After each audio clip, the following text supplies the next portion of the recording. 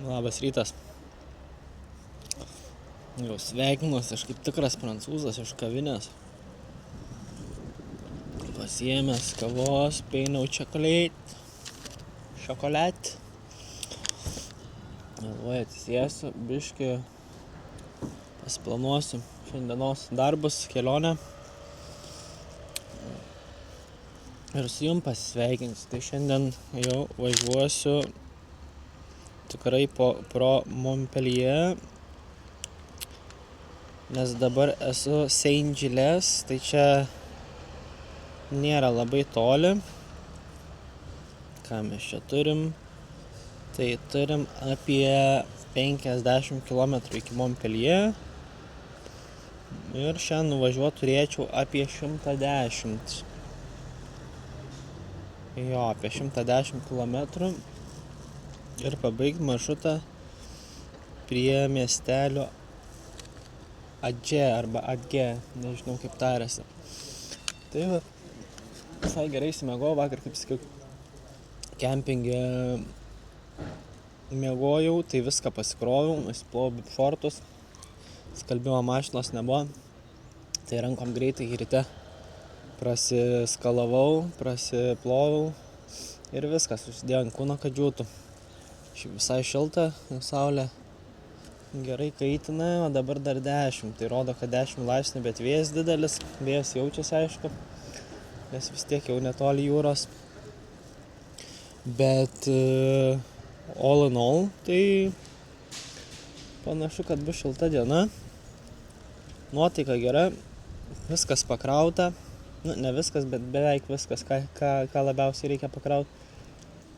Tai artėjom link tikslo, o tikslas yra Ispanija, tai kelios dienos liko, nuotaikėlės geros, orai geri.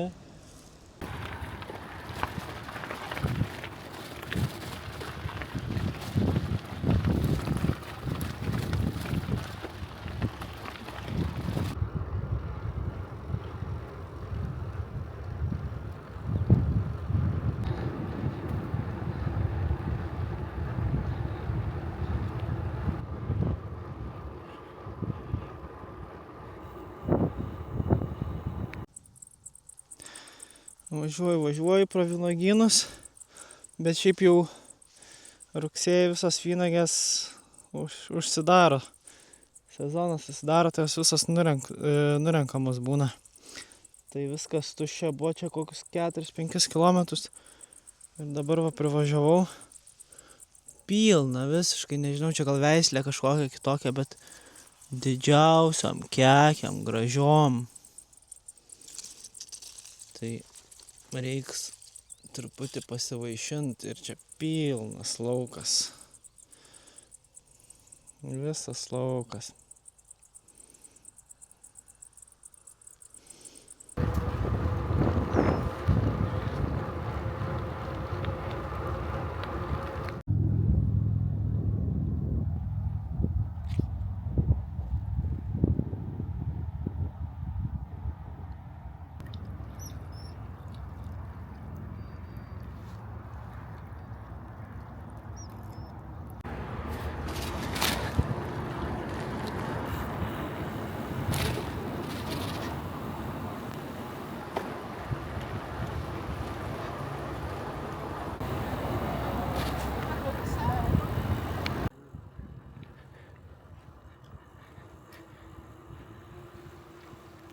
Nu ką, taigi, didysis milestone'as dar vienas pasiektas. Pasiekėm Viduržemio jūrą. Tai nuo Bareno ar Barenco jūros iki Viduržemio. Tai va, tai labai smagu, pasiekiau dar vieną didelį tašką. Ir jau nesu tikras, ar ten toli ne Pirėnų kalnai. Manyčiau, kad galimai ir Pirėnų kalnai, už kurių Barselona ir Ispanija tupi. Tai labai smagu.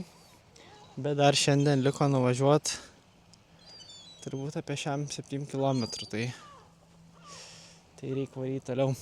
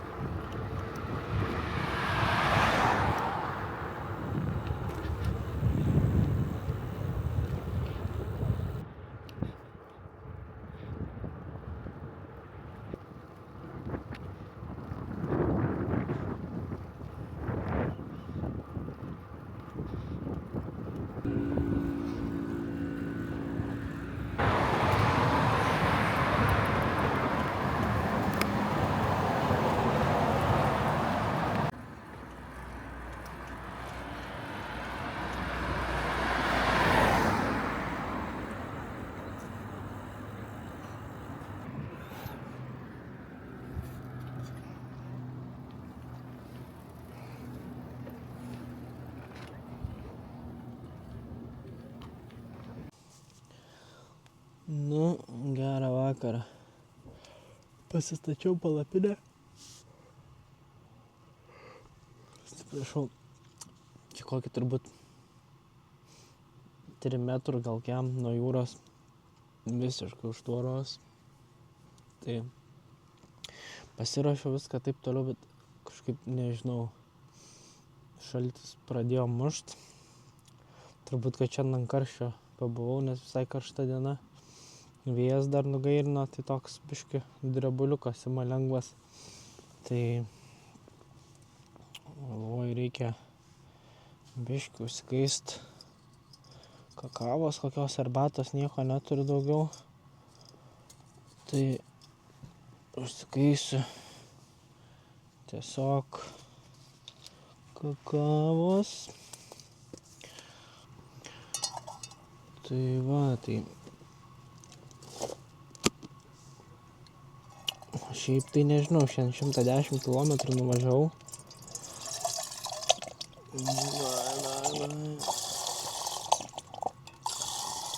Daugesnį kakavos, varyk.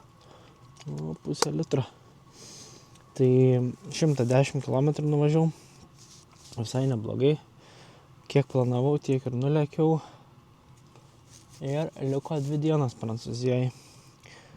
Jau šiandien sekmadienis, tai pirmadienis, antradienis, tai jau antradienį permiegosiu, trečiadienį jau kirsiu sieną. Tai laukiau visai, kažkaip ta Prancūzija galvau užtruks.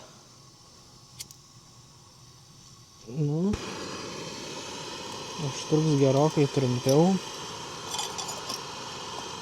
Bet užtruko ilgokai visai. Nu, blemba, apie jaučiu kokį, nežinau, neskaičiau, bet 14 dienų, turbūt 15. Tai visai yra ką veikt. Prailgo, nes kažkaip vis važiavau iš Švedijos, galvojau, o gerai, Centrinė Europa pagerės oras. Tada Danijai iš tikrųjų pagerėjo oras ir, Danijai negalėjau skųstis visiškai. Ir tada jau važiavau į Vokietiją. Pirmas gal 2-3 dienos buvo labai smagios, gražios. Ir paskui prasidėjo ten visokie lietus vėjai, tas anas, atšalo. Nu, tai toks irgi. Kažkaip tikėjaus, kad labiau vasariška bus. Ir tada iš Vokietijos irgi visą laiką važiuodamas galvojau, kad greičiau Prancūziją pasiekt. Nes Prancūziją pasiekęs, tai jau pagaliau pasieksiu gerus orus. Bet, visiškai priešingai, sakyčiau, gavosi. Tai pirmos irgi 2 dienos labai fainos, o paskui viskas žemyn. Tai vat, iki užvakar kažkur. Tai užvakar oras, kas jau nebelijo, vakar jau išvis mėlynas dangus su saulyte, o šiandien jau pasaka, jau vasara. Tai va, tai dabar laukiu tiesiog, kada pasieksiu Barceloną, Ispaniją ir važiuosiu žemyn link Valencijos ir panašiai. Tai jau esu įsitikinęs, kad oras tai tikrai tik gerės. Tai va, tai labai laukiu. O šiaip vaizdai, kaip jau ir patys matot, keičiasi, jau nebe ant žolės, o ant smėlio. Palapinę pastačiau. Vėjo tokio didelio nėra, tai net ir kuoliukų visų nededu. Iš esmės palapinę tik tais prie šitų rėmų pagrindinių prikabinau ir viskas. Čia vienintelis kuoliukas, kad iš tos pusės galėčiau palikti batus ir panašiai. Kad jeigu netyčia sugalvotų palyt ar ką, sausa būtų. O šiaip tai aš iš vis dažniausiai vieną pusę kažkurią visada taip palieku. Tai tinklelį tik užsitraukiu, kad uodų nepriskristų, nes čia vat irgi uodų žiūriu yra kojos sukandžiotos. Tai va, taip palieku, nes biškį kvepuojasi geriau. Šalčio labai daug neįeina ir kondensacijos mažiau prisirenka. Tai greičiau uždžiūsta, kaip ir eisiu šiandien tikriausiai anksčiau miegot, nes Sakau, va, išgers kakavos, žiauriai dužęs visas. Tikrai nėra, kad labai daug numyniau. Ui. Ar ten sąlyginai daugiau negu praeitas dienas, bet tiesiog kažkaip, nežinau, gal laisvos dienos, kad nebuvau pasiėmęs, nes šiaip kas porą savaičių kažkur plius minus imu. Tai, tai va, kažkaip biški nuovargis tas kikino, išmušė iš vėžių.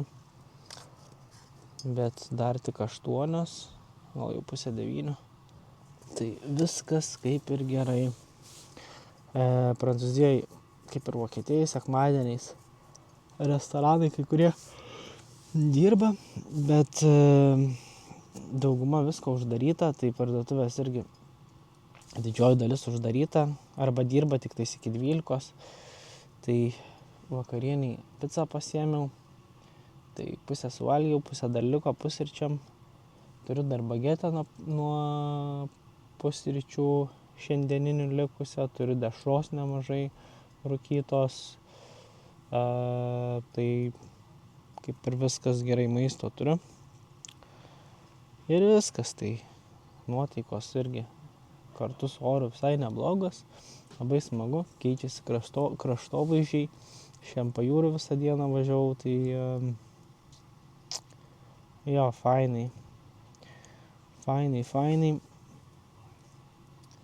Bet jau pasiilgau ir žmonos, ir šunų, ir namų.